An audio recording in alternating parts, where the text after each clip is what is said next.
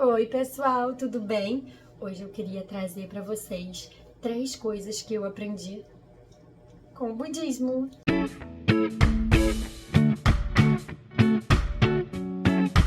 Bom, pessoal, para quem não sabe, eu frequentei o budismo por alguns anos e parei. No final do vídeo eu vou trazer o motivo que eu parei. É um motivo difícil, então pode ser que eu fique emotiva, mas enfim. O budismo ele fez muito bem pra mim num momento muito importante da minha vida. E eu sinto que até hoje tem coisas assim do budismo que me, me ajudam no meu dia a dia e que me orientam, sabe, em várias coisas. Então eu queria trazer pra vocês alguns ensinamentos que eu tive com o budismo. Eu espero trazer no mínimo 3, mas vamos ver se eu vou lembrando no decorrer do vídeo de mais algum.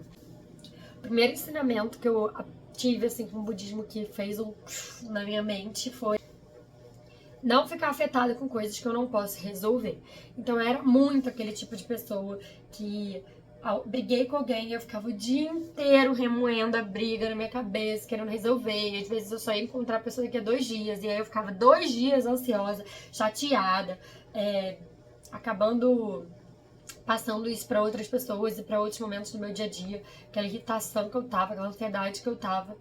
E isso não faz bem, isso não ajuda em nada, sabe? Então, isso foi uma coisa que eu aprendi com o budismo. Não remoer as coisas, isso não é fácil. Você não aprende isso da noite pro dia. Não é só eu te contar isso aqui e você vai falar, pronto, agora eu não vou mais remoer as coisas dentro de mim.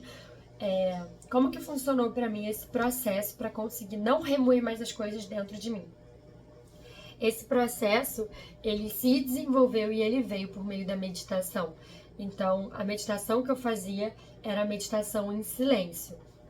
A gente ficava 45 minutos sentado, né, numa posição confortável pra gente. Não era muito confortável, tá, gente? A verdade é essa. Mas, assim, numa posição minimamente confortável que você conseguisse se estabilizar ali por 45 minutos. Ia parando de 15 em 15 minutos, tocava um sininho, e aí você podia se mexer um pouquinho, se alongar, e aí voltava por mais 15 minutos até acabar os 45 minutos.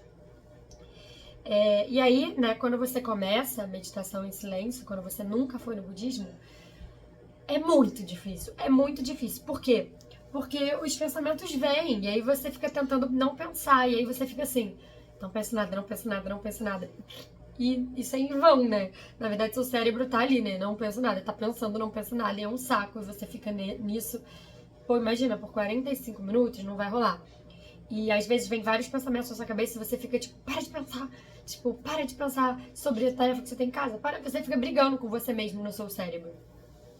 E aí você tem que tentar deixar o seu cérebro limpo na meditação. E para você conseguir fazer isso, você precisa soltar os pensamentos. Ao invés de você ficar brigando com os pensamentos, você tem que soltar. Então, por exemplo, tô aqui tentando meditar. A meditação era de olho aberto, mas eu sempre preferi fazer de olho fechado, pra, enfim, não me distrair. Mas você ficava ali paradinho e aí vinha um pensamento na sua cabeça de, por exemplo, putz, tem que pagar uma conta que eu ainda não paguei. Era só deixar o pensamento ir. Tipo, tudo bem que você pensou na conta, faz parte. Mas agora deixa esse pensamento ir. Não deixa o pensamento ramificar de caramba, eu tenho que pagar essa conta, e aí eu vou ter que ir no banco. Qual é o banco mais perto? Tipo, não deixa isso acontecer. Tenta se policiar para que isso não aconteça e não fica brigando com o seu cérebro. Só tenta exercitar essa coisa de deixa aí. Deixa aí. E vai fazendo isso, sabe? Vai criando esse processo dentro de você cada vez que você tente meditar. E eu indico muito meditação para todo mundo. Eu não tenho feito e tô errada, inclusive, de não estar fazendo. E não 45 minutos, que eu sei que é bem difícil, mas pelo menos uns 5 minutos por dia. E se você se sentir bem, você vai aumentando. Mas é isso, você tem que exercitar esse deixar passar o pensamento e não se prender nele. E outra coisa que me ajudava muito a conseguir manter meu cérebro em paz, em silêncio, era focar muito na minha respiração. Inclusive, tô com o nariz um pouco entupido agora. Mas, enfim, focar no inspirar, segurar um pouquinho, expirar. Foca nessa respiração, nesse processo. Às vezes até começa a fazer uns exercícios de respira em 2 tempos, inspira em 2 tempos, segura, solta em 3. Então você vai fazendo uns exercícios de respiração que vão te ajudando a ficar mais no presente. Porque essa meditação em silêncio é para você estar ali no presente, para você não estar no futuro, para você não estar ansioso, pensando no passado, pensando no futuro, enfim, pensando em outras coisas. Então acho que o primeiro ensinamento que o budismo me deu, que tipo, eu levo pra vida, é de não ficar remoendo as coisas. E eu consigo fazer isso hoje porque eu consigo deixar o pensamento passar. Então, você aprendendo a deixar o pensamento passar, você não vai ficar sofrendo o dia todo com a mesma coisa, porque o pensamento vai vir e você não vai ramificar ele, você só vai pensar, essa coisa foi chata. Passa e segue fazendo as coisas que você precisa fazer. Outra coisa que pode ajudar no dia a dia com isso é você ocupar a sua mente no momento que você tá pensando nessas coisas com alguma coisa física, prática, sabe? Então, caramba, pensei nisso, agora eu vou lavar uma louça, vou lavar o banheiro, vou ler um livro, vou assistir uma série, vou, sei lá, fazer alguma coisa ali que esteja ao seu alcance naquele momento pra você precisar focar naquela outra coisa e aí esse outro pensamento vai automaticamente precisar sair, dar espaço pra essa outra coisa que você tá se propondo a fazer e exercendo ali. E o outro ponto que eu aprendi no budismo que pra mim foi assim importantíssimo é você entender até onde é um problema seu e que você precisa fazer e até onde é uma coisa que o outro precisa trabalhar nele e que aí, tipo, paciência, você não pode ficar se afetando por coisas que o outro precisa trabalhar nele, sabe? Você só pode meio que, entre aspas, se afetar ou gastar energia com coisas que de fato você pode fazer, você pode mudar. Então, como eu falei, não ficar remoendo as coisas não significa que eu vou virar uma pessoa que quando tiver um problema eu vou ficar ali parada e não vou resolver, entendeu? Então, quando é um problema que tem resolução e que está ao meu alcance, eu vou resolver. E eu vou fazer. E é isso. Eu não vou ficar estressada com isso. Eu vou fazer, vou resolver e vou agradecer ao universo que, tipo, que bom que eu tenho as ferramentas pra resolver isso aqui. E a mesma coisa com o outro. A gente não pode se atropelar pra agradar o outro, porque isso afeta muito a gente, isso afeta o outro também. A gente precisa estar muito saudável mentalmente, equilibrado, pra gente conseguir dar o melhor da gente para as outras pessoas. E a gente precisa muito se cuidar bem. Então, se a pessoa ficou chateada, tá tudo bem. Tá tudo bem. É um problema dela ficar chateada. Se você sabe que você deu o seu melhor e ela mesmo assim ficou chateada, tá tudo bem. E trabalha muito isso dentro de você, de eu sei que eu tô fazendo o meu melhor e tá tudo bem se essa pessoa ficar frustrada e chateada. Então, quando eu entrei para o budismo, muitas vezes eu ficava muito frustrada de não atender todas as expectativas que os meus pais criavam, principalmente minha mãe. E eu ficava muito triste, sabe? De caramba, eu não tô dando o meu melhor, poxa, ela ainda tá triste porque eu não pude fazer isso por ela. E aí eu comecei a entender que eu tava me atropelando, sabe? Eu tava fazendo coisas que ultrapassavam o meu limite e ultrapassavam o que era como filha eu deveria fazer, sabe? Então, eu quero como filha eu acho que é um meu dever, aí cada um tem a sua vivência familiar, vai decidir em que aspecto isso encaixa pra você ou não. Mas como filha eu acho sim que eu tenho que dar suporte e tal, mas tem um limite desse suporte, sabe?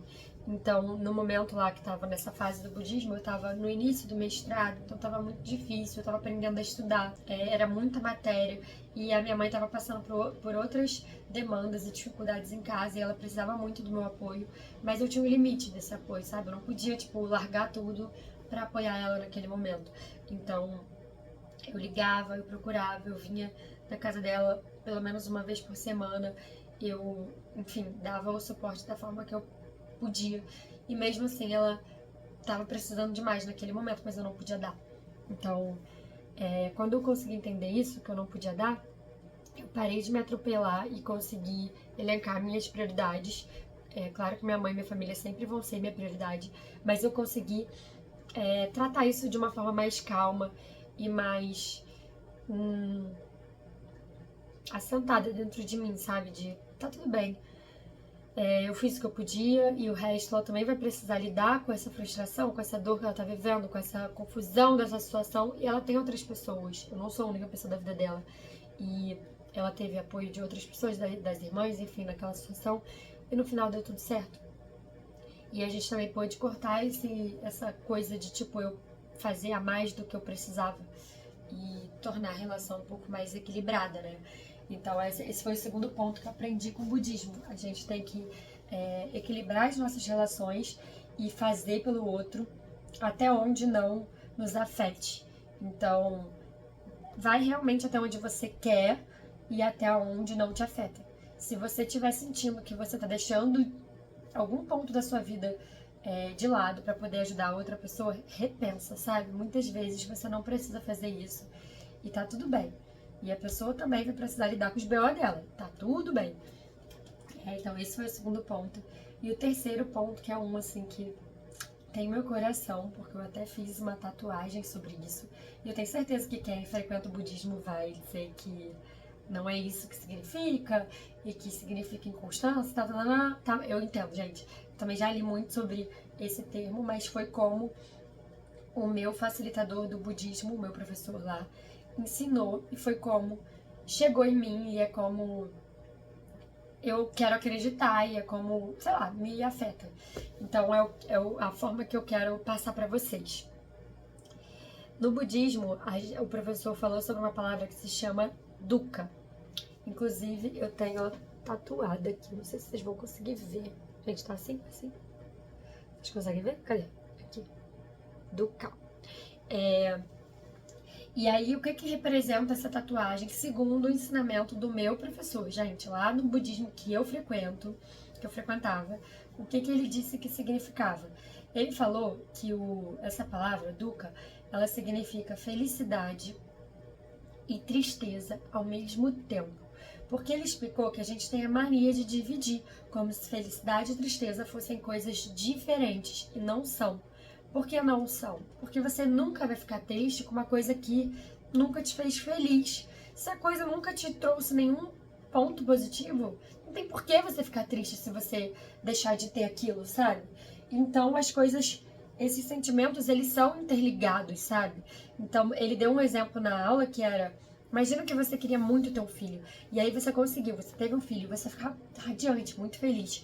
Mas ao mesmo tempo que você vai ficar muito feliz, com a chegada dessa criança, você vai ter muito medo de perder, você vai ter muita preocupação, e vão vir outros sentimentos que a gente não considera bons. E que a gente vai precisar lidar com eles. As coisas boas estão conectadas com as coisas, entre aspas, que a gente considera ruins. E que não de fato são ruins, são coisas pra gente realmente aprender e lidar, e também são importantes pro nosso aprendizado, mas isso é ponto pra outro momento. Vai ter gente que vai dizer que dukkha representa a inconstância das coisas, que também faz sentido, porque as coisas são inconstantes mesmo, então você realmente não se apegar a nada, porque as coisas vão mudar. Mas pra mim, o que o meu professor ensinou foi isso, e isso pra mim foi muito importante, porque eu sempre fui uma pessoa que deixava de viver coisas boas porque eu tinha muito medo de viver as coisas ruins, sabe? E aí, quando eu entendi que é isso, tipo, eu nunca vou ver nada legal se eu não também me permitir viver as dores daquela coisa, eu comecei a, sabe, permitir que eu fosse viver isso. A terapia também ajudou, gente, façam terapia. Mas eu lembro que eu até pensei assim, cara, o dia que eu conseguir viver as coisas ruins pra poder viver as boas, eu vou tatuar essa palavra. E eu fiz, tatuei. Então, é isso, gente. Esses foram os 3 ensinamentos que eu lembrei aqui pra trazer pra você, mas com certeza tiveram muitos outros. E, bom, vou trazer pra vocês aqui, quem não quiser pode parar o vídeo aqui, mas pra quem quiser saber, eu parei de frequentar o budismo porque eu ia no budismo com um amigo meu, uma pessoa muito querida e que eu gostava muito de ir com ele, porque era muito legal. A gente ia junto, meditava, e depois tinha o estudo do livro, e depois ele sempre voltava comigo andando, e a gente ia conversando sobre os nossos ensinamentos no budismo, e era um momento muito, muito incrível, assim, de troca. E esse amigo meu passou por uma depressão, e ele parou de ir no budismo, né? E eu não sabia que ele tava com depressão. Eu só achava que ele não tava querendo ir, porque ele tava em outras fases de vida. E eu ficava até chateada, assim, de... caramba, porque ele não quer ir, sabe? É importante pra ele, eu lembro que fazia bem pra ele, tem que ir. E ele dizia que não tava bem. E aí que eu não entendia mesmo. Eu ficava, pô, mas se o budismo te fazia bem, por que você não volta, né? Tipo, volta, volta. E ele não conseguia voltar e eu não sabia.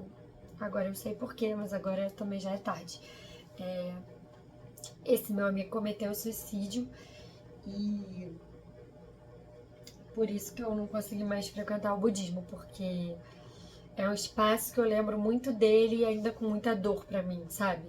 Mas eu quero voltar pro budismo em algum momento. É um lugar de muito autoconhecimento pra mim e muito importante pra mim, de espiritualidade, enfim, de outras coisas, mas eu ainda não consegui retomar por conta disso. Inclusive, se vocês quiserem que eu faça um vídeo falando sobre como lidar com a perda de pessoas que a gente gosta, de como eu vivi esse luto, eu posso trazer aqui pra vocês também. É isso. Um beijo e até a próxima. Espero que vocês tenham aprendido alguma coisa comigo. Não esquece de curtir, compartilhar e se inscrever no canal pra gente continuar aprendendo juntos. Um beijo e até a próxima.